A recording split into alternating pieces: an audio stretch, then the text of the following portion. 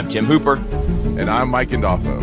And this is The Trust Factor, where high touch plus high tech multiplied by high trust equals the real estate professional's formula for success. All right. Hello, everyone. We are back on The Trust Factor. Mike Gandolfo, Tim Hooper. And I'm super excited because today is a special day. We get to be on stage together for what is only the second time. You know, the first time we met, we launched the show. And then we got 2 straight days. We're going to be in Maryland today and Virginia tomorrow. And just really excited. Tell me a little bit about the audience that we're going to be speaking to, Tim, since you got me into this. Yeah, for sure. Right. So we got well, man, I appreciate you saying yes and joining us. It's going to be a powerful panel. I can't wait to hear you and Charlotte's perspectives with Sam Trimble, my buddy. And he's fantastic, by the way. I can't wait for just connections. Right. But the audience, let's talk about title company owners, real estate attorneys, their managers, branch managing attorneys, you know, for those who have a larger footprint, and then their sales and marketing folks. And you know, a lot of times I look at, you know, title folks a little like mortgage in that they depend on the real estate, their real estate partners for to keep them top of mind, for referrals, for partnering with them. And I teach this a lot, partnering with them in education, because wire fraud exists and the closing process is complicated and all this. So what we do, we pull this group together once a year called FNF Energize. And what we like to do is just really dig deep in sales culture. We talked about reimagining sales culture 2 years ago. Then we came back and talked about amplifying sales culture. So reimagining it was doing it a different way. Amplifying was doing it with your whole team. And this year's building sales culture. So really, truly across your organization, how do you build a sales culture? And so we're excited. Ryan Estes is here to speak. He's the author of the book, Prepare for Impact. He and his brother wrote. So shout out to Ryan and Chad. And yeah, we're just pumped, man. I'm stoked to have you here, Mike, making the trek from cold Louisville to cold Ellicott City and Richmond, Virginia. Well, I'm excited to be there too, because I think this is a mistake that a lot of agents make, is they don't necessarily control this portion of the process as well as they could. And you and I met actually because of a title company. Our good friend Jason and Valerie, who we love both of them. And Valerie. Really, if you're an agent and you understand that if you help. And again, I'm going to be full disclosure, actually. I'm not doing MSAs. I don't want anything financially tied to my commitment to work with this person or work with that person.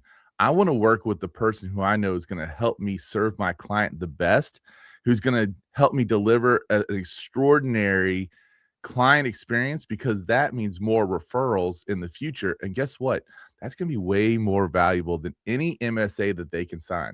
And so when I sit there and I say, hey, I don't really want to have an MSA. I want you just to be the best and to serve my clients at the highest level possible, because I'm looking down the road. I'm looking at the future business. I'm looking at, hey, if I can provide the experience, and the team I have helps me provide the experience to this client, and I can duplicate this person twice. Yeah. I mean, that's way more valuable than an MSA. And so like, you know, we're really tuned in to having our lenders and making sure that my lender and my title person are lockstep. And guess what happens? We can solve problems for the client before they really even know what's happening. Now we tell them, because I think that's another mistake. Like sometimes we are driving down the road towards home ownership, towards closing, and there's potholes, and we're filling in these potholes, and they just drive over them. They don't even know they exist. Sometimes you got to say, hey, I just want to let you know, like, we just avoided kind of a scary situation. But this is why we use the team we use, because Jason stepped in and did this, and Brian, my lender, stepped in and did this. And, you know, we got to make sure that we frame it the right way. And it's really, really critical. And for years, agents have avoided that. Agents have avoided, you know, they just like, I got you under contract, and whatever lender you're going to use is going to take you the rest of the way. And then they like, I'll show up at closing. And that doesn't work anymore. Doesn't work anymore. I'm shocked, Mike, continually how many times agents I work with and coach with think that works. It's still happening. It's still happening today. And what a missed opportunity. I like what you said about not having any tie, anything holding you down to use somebody, but where you can actually articulate to the consumer that the reason you chose somebody is because of their service, because of the quality of work. And I think, and not to get into an MSA discussion, because I could talk 2 hours. Well, it's important because it might be the next lawsuit. It really could be the next lawsuit. Exactly. We've seen, obviously the DC Attorney General a couple years ago, suing title companies, subpoenaing and bringing them in. And so, I mean, we saw that happen right here in our region, our neck of the woods. So, there's usually a kind of I'm either all in on it or I'm totally all out of it. And I feel like there's a way to look at it. But again, I could talk 2 hours. I coach with title companies. Here's my belief: whether you do an MSA or not, sometimes MSAs become a cop out for business, and especially from the title side. And I see the marketers and the sales folks and the attorneys and the branch managing attorneys on the title side. I see what happens. We begin to take the business for granted within an MSA, and we don't, from the title side, we don't work as hard on the education on the partnership and on the delivering value from a process standpoint, through like channeling it through the real estate agent and partnering with the real estate agent and educating the consumer. Because at the end of the day, and I, mortgage and title, we have the responsibility to educate the consumer. And Mike, do I have share? I think I can share it. You've done this masterfully in the past, talk about high tech, high touch here. But I'm just used to this system. That's it. Exactly. I'm going to try and share a screen real quick if I can find it. Just while you're looking though, I just really kind of going back to that idea of what you just talked about. Like if we're not tied, right? Like if it's just because I'm working to be your best option, you're working to be my best option, we're both working to be the consumer's best option, the client's best option. And by the way, I'm a big advocate of using words matter, right? We talked about that on the show before. I don't have customers, I have clients. Right. And I don't ever say that I use Jason Cron, because I don't use him. I work with Jason Cron. Powerful. And so like, I won't let a client say that I use Mike Gandolfo as my realtor. You work with me. I'm not a tool. I'm way more valuable than that. So I just really think that kind of stuff really matters as we kind of move forward and setting the tone. And the client can feel that connection. Right. When two sides are working to be each other's best options and provide them the best experience possible. Right. Can you see my screen or not? I can. Let me throw it up there real quick. Okay. So I just published this article this week, and what it was, and I was way behind in publishing it. I'm actually way behind on publishing several articles, but this one was a talk I did in New York City at the American Land Title Association's Alta One conference. And so many of the land title associations said, can you please give us your summation? We heard a lot of good things about the talk. So what I did was I went and created an article and then shared the article with the publications. But literally, I talk about my wife and my first home and the experience. But I started with our third home because our third home was a big money move where we decided we're going to build a nest egg. We went through Financial Peace University. We went through all the stuff. We built a nest egg, and on my third home, I felt like I was in control. We had just, sold our second home, made a big money move, and now we're closing on our third home.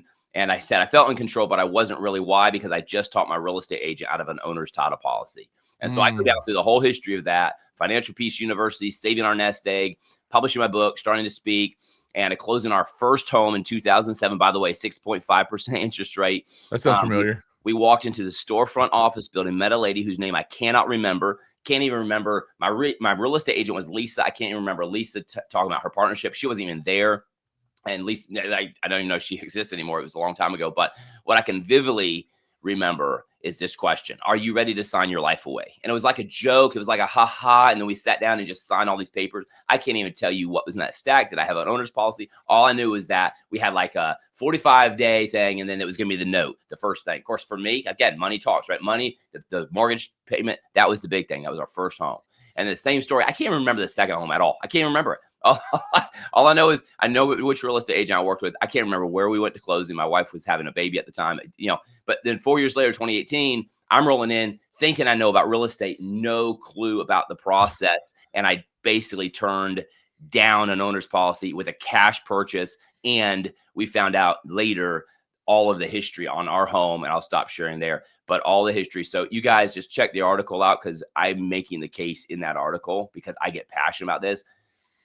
Home ownership is still one of the best ways to create wealth. And it's actually, I think, Mike, where the mindset shift is going to happen for us in real estate, is where we start going and communicating that again to the consumer. But we'll talk about that in another episode. But for today, well, I work with. I mean, that's a high trust statement right there. We could probably take a whole hour to talk about words matter and verbiage, but I get ticked off because my real estate agent, who, by the way, I still love to this day, and if you're listening, you know who you are. I love you, but you fumbled the ball in that moment. You let me talk you out of it. And I'm a big partner. I don't just, but when I learned, and Mike, you know what it took? It took me. Here I am coaching real estate agents and mortgage people on their front end. I was all about the lead gen, the process, the touching, the nurturing. That's what I did from like 14 years old, like sales. I was like on the sales side, but on the process side, I had no clue. And it took a national title company asking me to run Virginia for them, for me to go say, I'm going to get my title license. Then I went and took the 16-hour pre-licensing course. And in the first hour, I was like, fudge. Yeah. It's one of those things that you hope you don't need, but if you need it, you're glad you got it. I was literally sitting there thinking, I've just gambled our entire life savings away. And I was sitting there like, oh, how do I break this news to my wife? I mean, it was that much of a gut wrench when I learned. So we refinanced in 2020, and we took care of it in the refinance. But I now have it on my wall. It's framed. The owner's policy is like framed on the wall. It's kind of funny too, because the other part of that is that how many people on our side don't get a survey, and how much that limits the title policy as well too. So I just had a closing recently where you're looking at it and you're like, man, there could be some encroachment. There could be all these other things, that there's an easement in the back. Like, what we tell people is about a third of the surveys are going to uncover something that you would want to know about. Right. And now surveys are expensive, and I'll tell you what, it's getting harder and harder to get someone who can do a residential survey in a timely manner. But it's interesting from that standpoint as well. I just I encourage people to get the title, the owner's title, all the time. If they're working with a lender, they're going to be paying the lender side. Mike, how do you bring that? I want to dig in a little bit, because title. We just we're going to be on at Energize. We're going to mention this show. I'm going to mention this podcast especially. So talk to Ty, because I know on stage you're going to talk about something totally different. No, maybe not. You might actually go here, but talk about how you bring it up in conversation about having the importance of an owner's title policy. Well, it's a section of our contract at the end, right? So when I'm going through the contract, I use a technology, by the way, called Loom, Loom, which allows me to, because I usually do not write the contract in front of the client. So I'll come back, I'll prepare the paperwork. I can put the contract on the screen and record the Loom video so they can see their contract, and they can see me talking section by section. And then I'll send them a PDF too, so that they can review it in their hand if they want to, or on their screen. And but towards the end, they talk about owner's title. And I think a lot of agents just number one, I think a lot of agents just say, sign here, sign here, sign here, instead of going through and just say, what is this stuff we're doing? And basically we get to the point of owner's title. It's like, what this is basically a guarantee that your property is going to be protected all the way. And we talk about how going all the way back to when Kentucky was part of Virginia. They're going to trace it all the way back there. Wow. And if anything comes up that threatens that chain of ownership, this policy will take care of it in full. And it's one of those things that most people never use. Yeah. But the people who have to use it are so glad they have it. And it's going to be a couple $100 here that's going to last for your lifetime. And it's from a peace of mind department. You can't beat it. And now, powerful. Yeah. And then, we do add in when the survey part comes in earlier, and we talk about the survey piece. And then we kind of tie it all together at the end. But I still have trouble having people get surveys. But I think it mostly comes down to, again, the availability of the surveyors and in my world, but also most real estate agents are glossing over the survey part as well. So yeah. That's beautiful, man. I had a real estate attorney, a great friend of mine, Amir. He reached out this week. He said, Tim, he said, I want to challenge you. He said, we've got to do a better job educating the consumer. We have to do a better job as title folks, as underwriters, as mortgage people. We have to do a better job, and as real estate agents, educating the consumer about this process. He said, you'd be shocked how many times we're getting to closing and people are waiving the owner's title policy. He said it's shockingly going, and obviously in a time when the rates are higher and when money or your house is a higher price, or it feels like it was $20,000 higher than barrier to end or to enter than it was only 4 years ago because of rising costs, whatever. People look at that. And your buyer out there has a small window of perspective. Again, I don't want to dive too. We're going to get into this in another episode, but I think the education piece around, hey, fast forward a little bit, zoom out. I think the education piece is powerful and how we go about it. Mike, you kind of you started this whole thing. You got something going inside of me when you said the agent has the responsibility to choose to pick a really good partner, because you're referring your client somewhere. And if you can't trust that partner, and if you can't partner with them in education, and vice versa, title companies and mortgage folks, you need to pick your partners. You need to know, because here's the deal. My trust went way down when I finally became educated. My trust went way down, and I understand it. I was partly, but again, I'm a professional who coaches real estate and mortgage, and I know I was partly to blame. I was very headstrong. I was very adamant. I saw one big line item, and I know I had already found Loud and Mutual, which was my homeowner's policy, and so I was sitting there in my head arguing with my agent with this limited view of, I already did this. I already researched and found Loud and Mutual. They are my people. I already bought the policy. Like I had homeowners, and he fumbled the ball. He wasn't able to distinguish between your homeowner, abode, property and casualty. Oh, geez. Yes. Abode insurance and title, deed, land, dirt, history insurance. And so get that clear, become a partner, and work with. This is high trust right here, working with. And and I talk about high touch, when you can say, hey, my guy Jason, we're good friends. His kids and we live in the same community. We're both local. It's another reason I'm no knock on a national title company here at all. I work with a lot of them, and you guys are great. And you have a chance to articulate when you have a local boots on the ground. But sometimes you have real estate agents or title companies or mortgage people tell me, they're like, yeah, these big box. And we've talked about big box. I'm like, okay, so in your script, words matter. In your script, in your verbiage, do you talk right away when you reach out? Do you say, hey, I'm your local guy. Hey, I'm your local gal.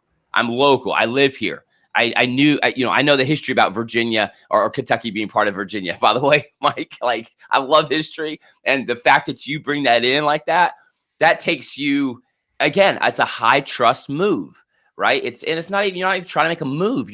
You're real. You know it. You've obsessed about the process. And I can tell Mike's obsessed about the process. He knows every little survey, title, that's important. So working with, all right, title folks.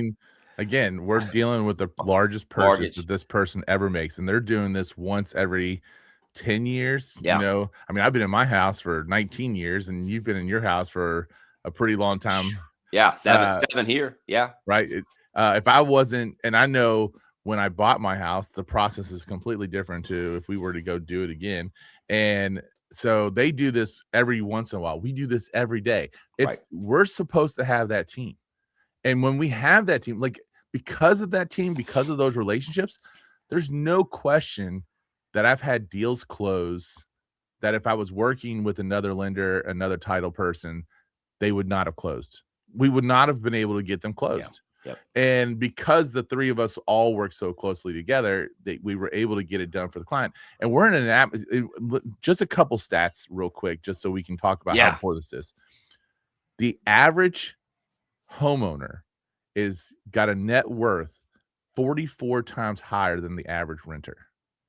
And that's not saying, I just want to be clear, that is not saying that they got to be that wealthy to come into the market. Correct. This is because they made the decision to have an appreciating asset and versus renting. The renter is renting, their rent goes up, they're caught in this trap, they're paying someone else's mortgage.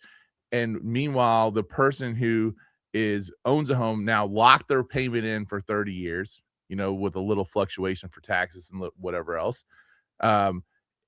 By the way, we've talked a little bit about 6.5% interest rate is what you got. I know there's a lot of people who maybe if they had to buy recently had a 6.5% interest rate. You're going to be so happy that you locked in not the 6.5% interest rate, but the sales price, because when that rate does go down into the mid fives, you can go get that rate, but you can't go get that price. Yep. Right. And now you're actually going to be in a situation where you can lower your monthly payment, where rents are going to continually to go up. You're building equity.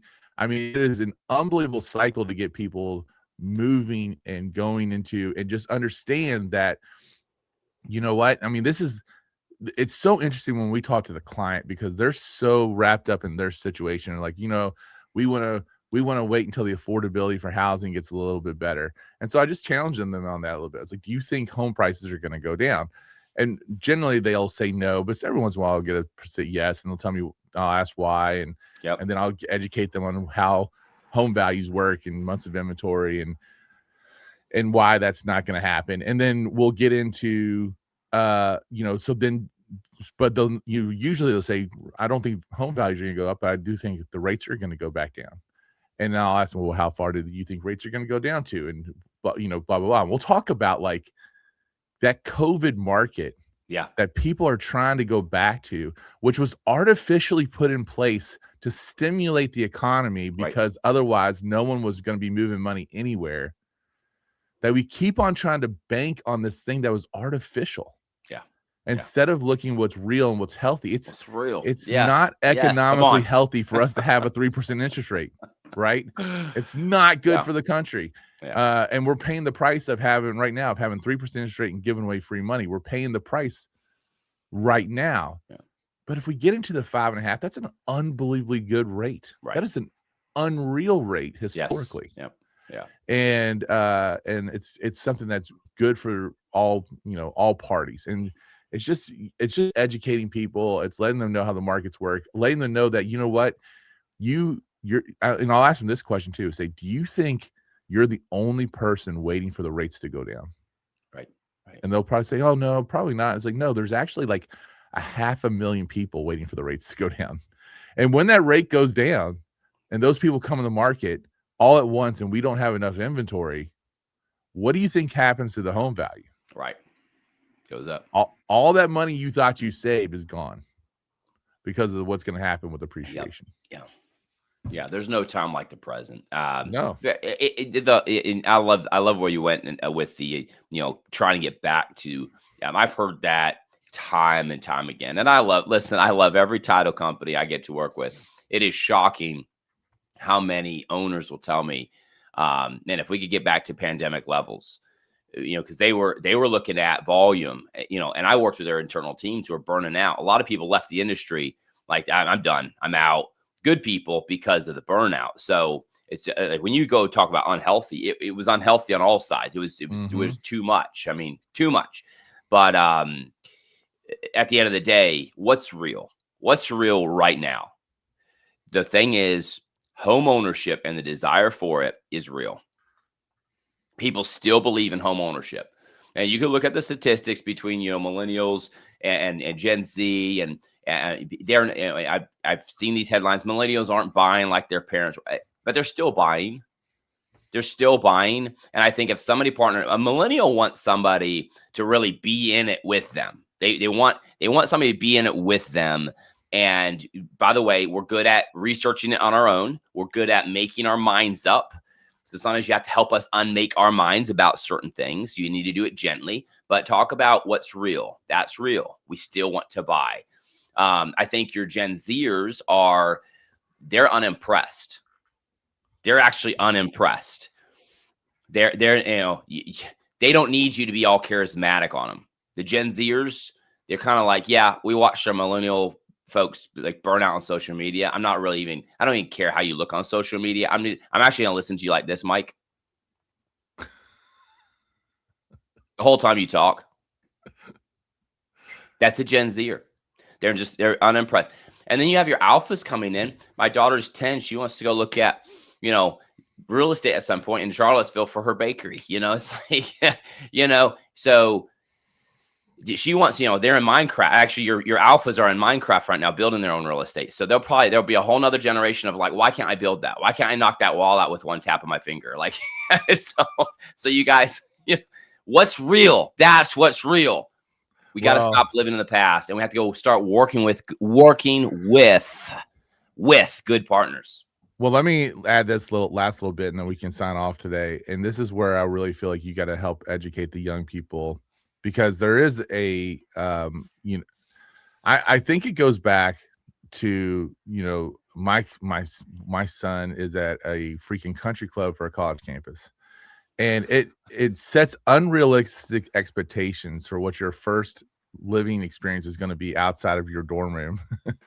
Right. And I don't know about you, but like my dorm room was a cinder block jail cell, and we wanted to go get the crappiest apartment possible when we were juniors just to get off campus. And now these things are like staying at the Ritz, and and then they go to these apartment complexes and pay all this rent for all these amenities and all this other kind of stuff. And I just want us as real estate professionals to challenge the young person to think that how important real estate is to building wealth, because the median age of a first-time home buyer right now is all the way up to 40 years old, and that's not okay. I was 25. I don't know how old you were, but at the and it's not all about affordability. Sometimes it's a little bit about sacrifice, but it's also about perspective. Right. Go buy something that might be just a little bit below the standard of where you'd want to live. There you go. Understand that you have to get this equity ball rolling, right? The earlier you get that equity ball rolling, the more it can build up. It avalanche. It's the big snowball that comes down the hill. The longer that hill is, the better it is. And then challenge them to think that they're buying their first rental property and they just happen to be their first renter. Challenge them to build a portfolio. Yeah. And you know what? Maybe they start looking at duplexes. They live in one and rent out the other, and they get that rental history built up for 2 years. Like all of that kind of stuff that really matters to help kind of the domino effect of real estate. If going back at it, that's exactly. And we looked at duplexes for our first place, but we just couldn't find anything that we really wanted to pull the trigger on. I think I would have been a little bit just more willing to live in certain conditions, I guess. Same. Something that need a little more work. Yep. And then just realize that this is the first domino. The next place is going to be that much better. Done. Right? Yep. 21. It was 21 for me. And 21. Seriously? Yeah. But see, I was working for a guy. I started working for him at 19, worked for him till I was 29. So I worked one place. And I'll also say your career choice matters. Like pick a good career. And I'll say this for your small to medium businesses, your large corporations. Pick a good place to work and just put your head down and obsess about making that place a great place. So I went in, and it wasn't I will be honest, it was not the greatest place to work, but man, I made it great. And I walked in, and I walked in and just thought, when I walked in, if I was the owner, what would I do today? Like, it was just take ownership of it. And so for 10 years, I worked with this guy, and he, how much Jeff taught me.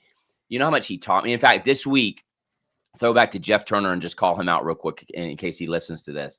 I worked for him for 10 years. You know how much he taught me? Not only did he put me through Financial Peace University, not only did was he a real estate investor, I worked on some of his rentals. Like when I first started there, I was kind of like the gopher. I was painting some of his rentals and I'm asking him questions about like, so why'd you buy this place? And like, it was a house. Why are you putting a dental, like, why are you changing it to a dental office? And like, he's talking about, cause commercial real estate rents higher than residential owners, blah, blah, blah, blah.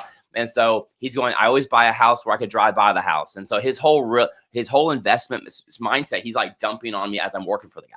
And great mentor. And he wasn't even a college graduate, but he was a great mentor he loved real estate. He loved business. He ran a small business.